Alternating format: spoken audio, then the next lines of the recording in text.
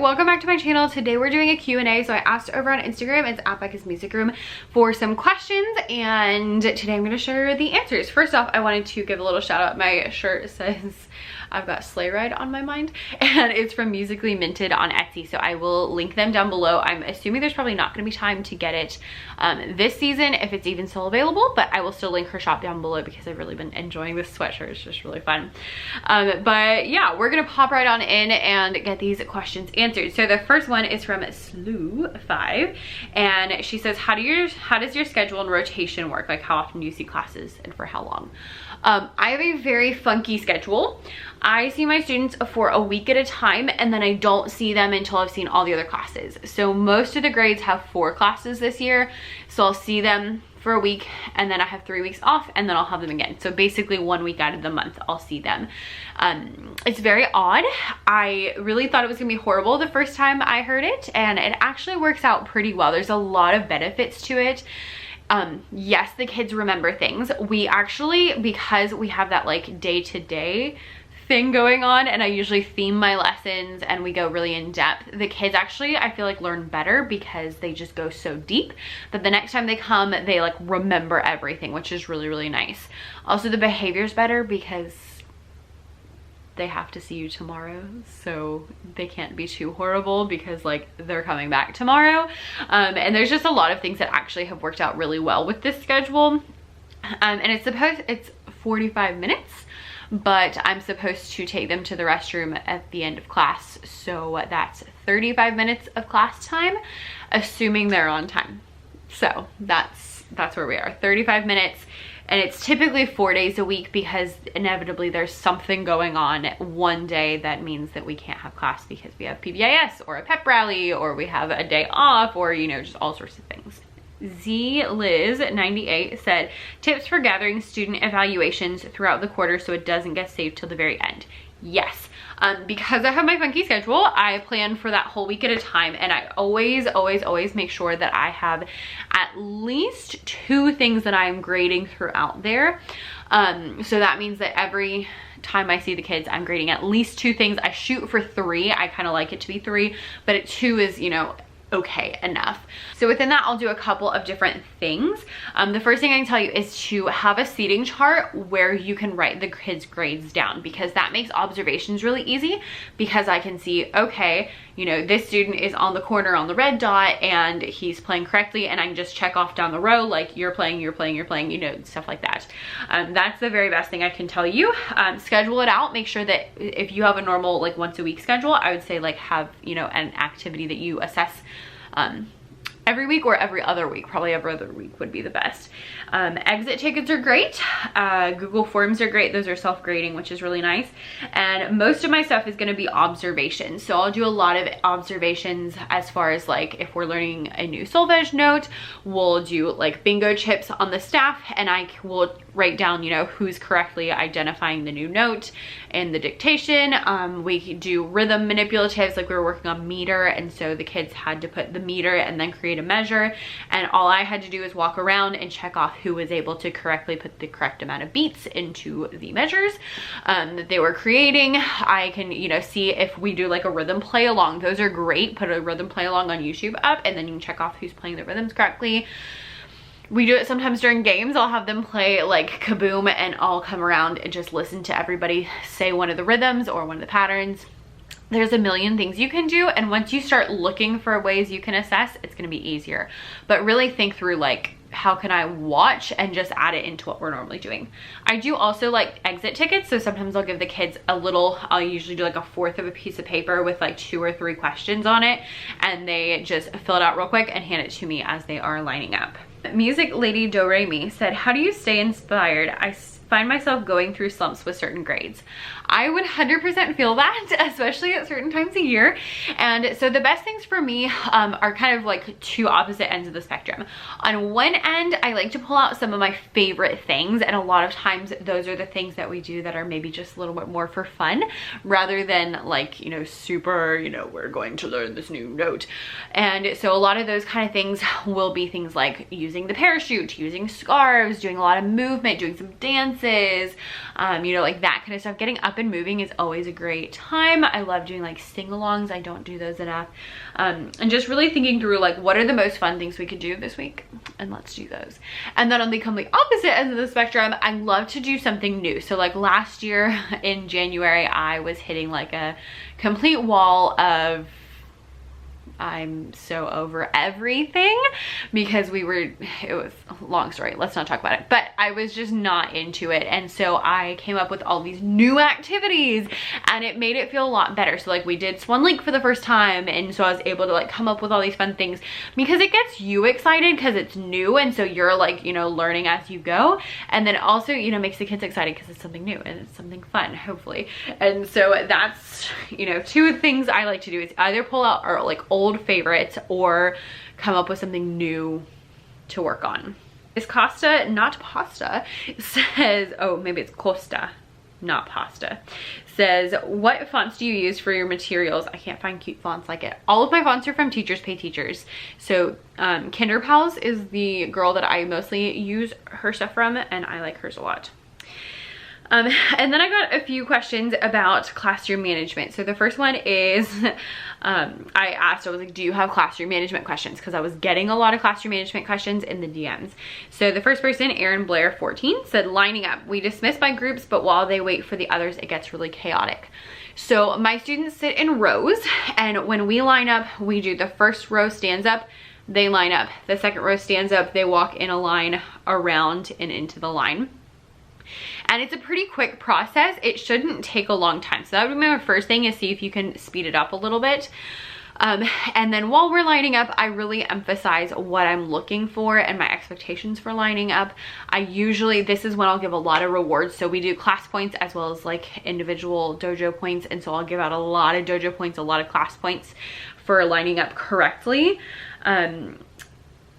Have a defined space for where the kids line up to make sure that that's not a problem, and really emphasize to the kids who are not currently lining up that they need to be quiet.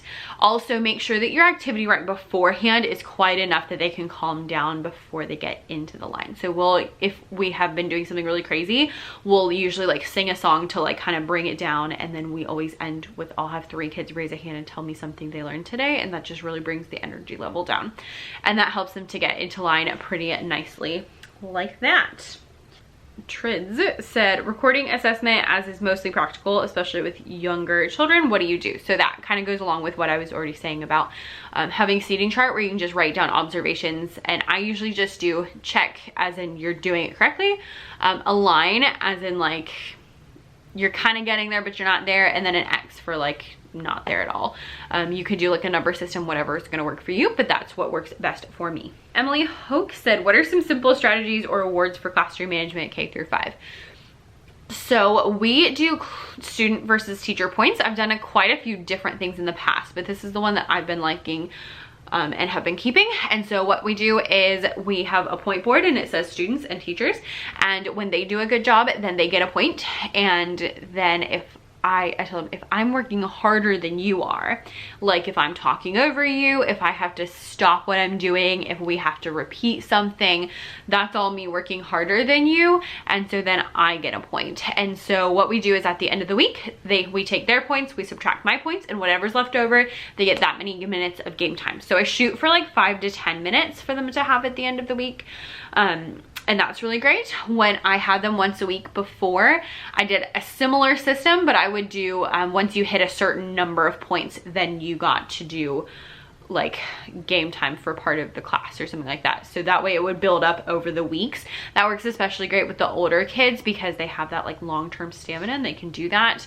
The older kids also like making it a competition. So if you can do like, oh look, this class has this many points, this class only has this many points, they really enjoy that as well.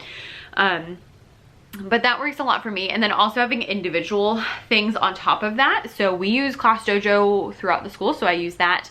If you don't use Dojo, you can use different things. So like I knew a teacher, she would give out cards, and at the end of class, whoever had the green cards would get to play the instrument of the day, and it was just those kids that got to play it, and so it was like a special thing that happened every day at the end of class. And so that's, you know, something you could do. Just, that's a little reward. You could, I mean, you could also do like candy. Marshmallows are great because they're small and cheap. You can just give one out at a time, which would take me to the next one. Miss Costa, not pasta, also said pre-K through first. How? Marshmallows. Just kidding. Kind of. So full disclosure, I've only taught pre-K for like a semester, and I don't teach kindergarten anymore. Hallelujah.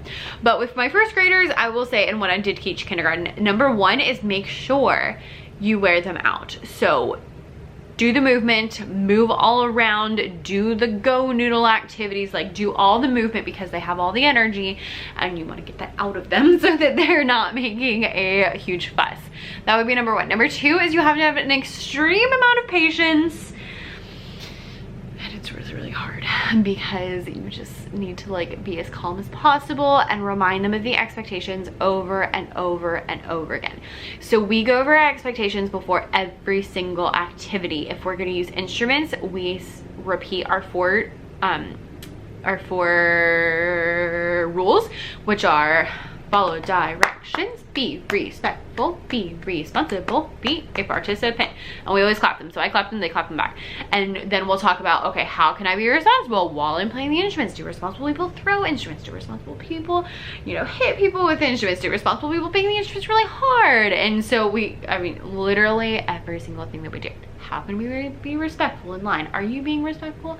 Oh, all my respectful friends have a locket pocket folded. Thank you, so-and-so, for your locket pocket folded. Thank you for your locket pocket folded. It is a constant struggle. But I would say really focus on making sure that they have plenty of movement.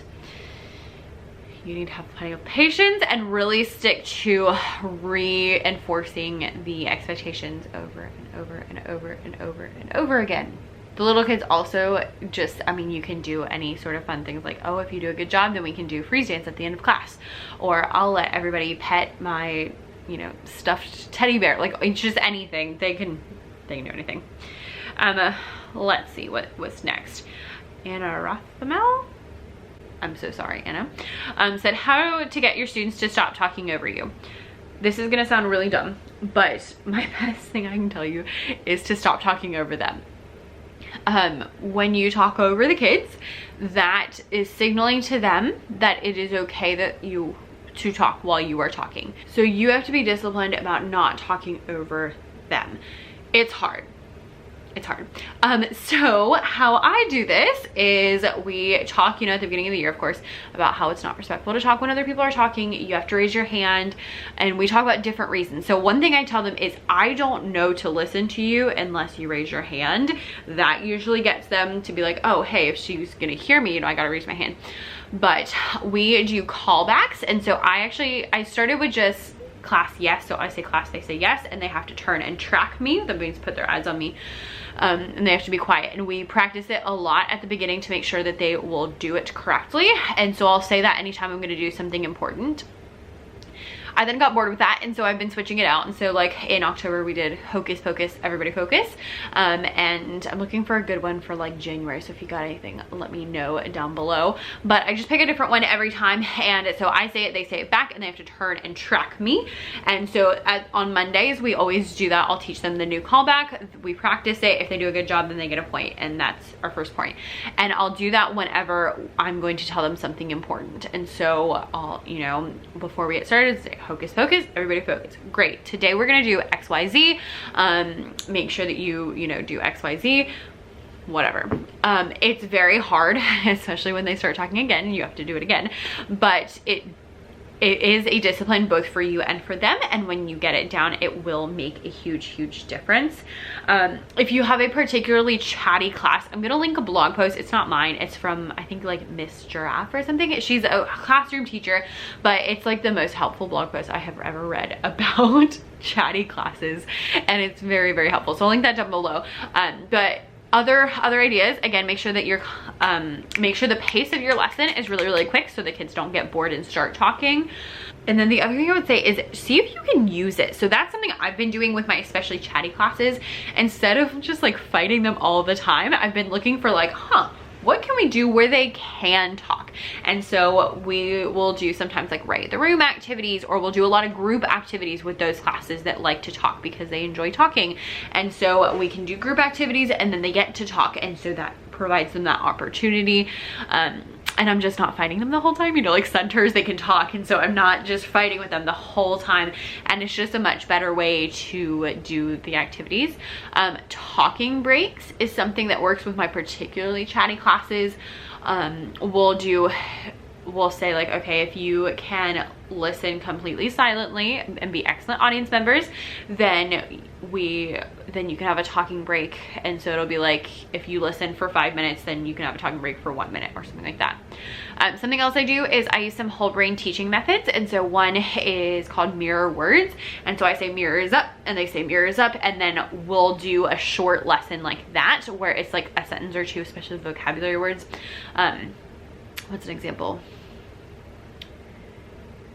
Oh, so we'll do like when I teach them the student versus teacher points, I'll say mirrors up, mirrors up. When we do a good job, we get a point. Points equal game time on Friday. But if Miss Davis is working harder than we do, she gets a point, and her points count against us. So we don't want that. Mirrors away. And so all those little pauses are them repeating things back to me, and so that's making it so they have to talk, so then they can't talk about other things, and it also helps them to get things in their brain, and the movement helps engage them as well. So that is really helpful. Another one is to have them teach each other. So we'll do turn and talks where I'll, you know, teach them something and then they turn and tell a partner what they learned, and we'll usually do 2 or 3. So I'll be like, tell someone what you learned, tell someone else what you learned, tell someone else what you learned, so that they can actually get a chance to make sure everyone gets a chance to talk, basically. So those are a couple ways to help with your chatty classes. It's a struggle. It is a struggle, but you just gotta do your best. Use it if you can, and be disciplined as much as possible. Love God, Love Music said consequences for behavior issues. So in my class, we do, your first consequence is a yellow card. A yellow card is like a timeout at your seat. So while you have a yellow card, you're not allowed to play instruments, you're not allowed to play games, but you're still with the class. Then if you're still continuing, then you go to the audience. The audience means you sit in the back and you get to watch, but you don't get to participate, which is why you're in the audience. So you don't get to do any of our like instruments, games, that kind of stuff, and it's like a timeout. And so that's number 2. With the older kids, if they still continue, I'll give them a writing activity. I have some different think sheets. I'll link them down below. They're in my TPT shop that the kids can just write and ask them different questions. They're leveled, so you can use them with different grade levels. They don't always do a great job, but it at least usually keeps them quiet for a few minutes. And then if they still continue, they get a red card. Red card means that they're in the audience the whole rest of class, and I will call their mom or dad, or who their adult. That's usually what I say. I'll call your adult that you stay with, the adult that you stay with. And then if they are still struggling, with certain grade levels, I'll do silent lunch. So I'll have them come down to my room with their lunch, and they eat in my room, and they're not allowed to talk at all. So that works pretty well. I like that because it's during school and I can control it fairly well. I have given detentions in the past, but detention is, you know, after school, and so it just gets super wonky with, like, you know, parents have to come pick them up, and it can be a really big struggle. So I avoid it as much as possible. And that's pretty much the biggest things for me. The biggest thing is that you want it to be like, you don't want to sit out, but if you're not doing the right thing, then you will sit out. If you can do that, that's gonna be like the best. If you can really, really get them on that one, that's gonna be the best thing. And then, you know, just making your lesson exciting so they want to participate is really gonna help. That doesn't mean that they're gonna be great. No. But it does make a big difference if they want to be in there. Wendy Darling 23 says, we do PBIS and I rarely give think time and discipline tickets, but this year is rough. Examples of what you do. So I just kind of like walked you through that. The main thing is to make sure that they have to sit out if they're not doing the right thing, and to make it so they want to be in. Along with that, I will say that I am very quick very quick with the yellow cards. When I first started, that was something like, when I first started, I would give warning after warning after warning. Now it's like, your warning is the yellow card. And I tell them that. I'm like, this is your warning right here, what I'm telling you all whole class. If you do this, you will have a yellow card and you will sit out. Usually they only have a yellow card for like a couple of minutes, and so it's not the end of the world, but it's enough for them to, if I can catch them quickly, then it won't escalate as much as if you kind of continue to let it keep going. So those are the things I do, and I would say make sure that you catch them quickly. Don't give out 70,000 chances, because then they're gonna be like, oh, I can just, you know, do whatever I want, and I have 80,000 chances. Also, let them know where they are. So I love having the cards because they can see, okay, I'm at yellow or I'm at red or whatever, and so they know where they are, and they're not like shocked when you call their mom, because that's the worst, is when you like do call someone's mom and then they're like, I can't believe you called my mom, and I'm like, I told you I was going to, like, what? But having the cards is like a visual representation of like, this is where we are. So that works pretty well for me. It may not work for everybody. It may not work next year. You know, who knows? We shall see. But that's what I currently do, and so I hope that that was helpful. If you have more questions, you can leave them in the comments, especially if you have classroom management questions. I'm not like an expert, but I am at a rather exciting school. Therefore, I have had to, you know, learn on the feet and figure things out. I have been there for 5 years, so like I at least kind of know what I'm doing at some point, kind of, maybe a little bit. All of that to say, I hope that this video was helpful. Let me know if you have any more questions. You can put them in the comments, or you can send them to me in a DM on Instagram at Becca's Music Room. Feel free to ask me anything. Nothing is too stupid. Nothing is too silly. If you have kids who do absolutely crazy things that most people would not understand, I probably have seen it, and it probably will not shock me. So feel free to give me, you know, any details. Don't be embarrassed. Okay, this is why I'm saying this, because one time on Instagram, I like messaged someone with a specific question. It was about their room. They had drums hanging on their wall, and I was like, how do you get the kids to not touch the drums? And she was like, I just tell them not to touch the drums. And I was like, yeah, that would not cut it at my school. Nope. And like, I remember that feeling of just being like, this lady thinks I am an idiot because I asked this question, but clearly like you do not understand where I'm coming from. And so, you know, like, that's why I'm saying that. Like, do not feel embarrassed at all to come talk to me about anything. I love my kiddos, but they can be a handful, so I'm rarely shocked these days. Thank you guys so much for watching, and if you are a music teacher, and especially if you made it all the way to the end, don't forget to hit the subscribe button, because we talk music all day long. Thanks so much for watching. Bye.